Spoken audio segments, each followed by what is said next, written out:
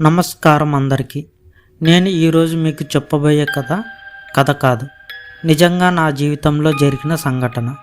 2019లో నేను హైదరాబాదులో ఒక పాత బిల్డింగ్లో అద్దెకు ఉన్నప్పుడు ఆ రోజు నేను మర్చిపోలేను. మీరు నమ్మినా నమ్మకపోయినా ఇది 100% నా పర్సనల్ ఎక్స్పీరియన్స్. 2019 అక్టోబర్. నేను నా రూమ్మేట్తో ముషీరాబాద్లో ఒక పాత బిల్డింగ్లో ఉండేవాడిని. ఆ బిల్డింగ్ కనీసం 40 సంవత్సరాల పాతది. మేము 3rd ఫ్లోర్లో ఉండేవాళ్ళం. దిగువ ఫ్లోర్ అద్దెకు ఎవరు తీసుకోరు అని నైబర్స్ చెప్పేవాళ్ళు, కానీ మేము పట్టించుకోలేదు. మా ల్యాండ్లార్డ్స్ ఒక విషయం మాత్రం క్లారిటీ చెప్పాడు: రాత్రి 3 తర్వాత నేల అంతస్తు వైపు వెళ్ళకండి అని. మేము నవ్వాము, అదే మా మిస్టేక్ అయ్యింది. అక్టోబర్ 17న నా రూమ్మేట్ రవి ఊరికి వెళ్ళాడు. ఆ రోజు రాత్రి నేను ఒక్కనే ఉన్నాను.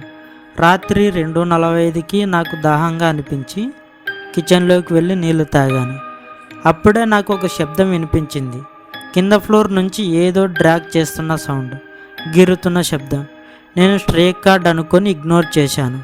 ఆ సౌండ్ 10 నిమిషాల తర్వాత ఆగిపోయింది. దాని బదులుగా చిన్నపిల్లాడి ఏడుపు వినిపించింది. అప్పుడే నాకు భయం అనిపించింది, ఎందుకంటే ఆ బిల్డింగ్లో చిన్నపిల్లలు ఎవరూ లేరు. నేను డోర్ తెరిచి స్టైర్ కేస్ దగ్గరికి వెళ్ళి నుంచున్నాను. కింద చీకటిగా ఉంది. వెంటనే నా ఫోన్ తీసి సార్చ్ వేసి చూశాను. అక్కడ ఒక వైట్ క్లాత్ కనిపించింది. అది నెమ్మదిగా కదులుతుంది. అక్కడ గాలి కూడా లేదు. అప్పటికే నా లెగ్స్ లిటరలీ షేక్ అవుతున్నాయి. నేను వెనక్కి తిరిగిపోయాను. అప్పుడు నాకు ఇలా అనిపించింది: నా పేరు రవి అని. అది నా రూమ్మేట్ పేరు. అతను ఊర్లో ఉన్నాడు. ఇక్కడ అతని పేరు పిలిచింది ఎవరు, వాళ్ళు ఎవరో నాకు తెలియదు. నేను వెంటనే నా డోర్ బంద్ చేసి లాక్ వేశాను. వెంటనే మొబైల్ తీసుకొని రవి కాల్ చేశాను. రవి నాతో ఇలా అన్నాడు: వెంటనే నైబర్లకు కాల్ చేయమని చెప్పాడు. నేను అలాగే చేశాను. మా నైబర్లలో ఒకరు నా దగ్గరకు వచ్చి కింద ఫ్లోర్ తెరిచాడు. ఆ ఫ్లోర్ లోపల ఒక పాత మిర్రర్ పడి ఉంది. ఆ మిర్రర్కి ఒక పాత చీర చుట్టబడి ఉంది. నైబర్ ఫేస్ చూసి నాకు అర్థమైంది, వాళ్ళకు తెలుసు ఇక్కడ ఏం జరిగిందో. తర్వాత తెలిసింది, ఆ రూమ్లో 8 సంవత్సరాల క్రితం ఒక లేడీ సూసైడ్ చేసుకుంది.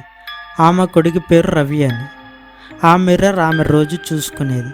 నైబర్స్ భయంతో ఆ రూమ్ లోపల వదిలేశాడు. మా ల్యాండ్లార్డ్స్ వార్నింగ్ అర్థమైంది, కానీ చాలా లేట్ అయ్యింది. మేము నెక్స్ట్ డే వేరే హౌస్ తీసుకున్నాము. కానీ ఆ రాత్రి ఆ సౌండ్, ఆ పేరు పిలుపు నా చెవుల్లో ఇంకా వినిపిస్తుంది.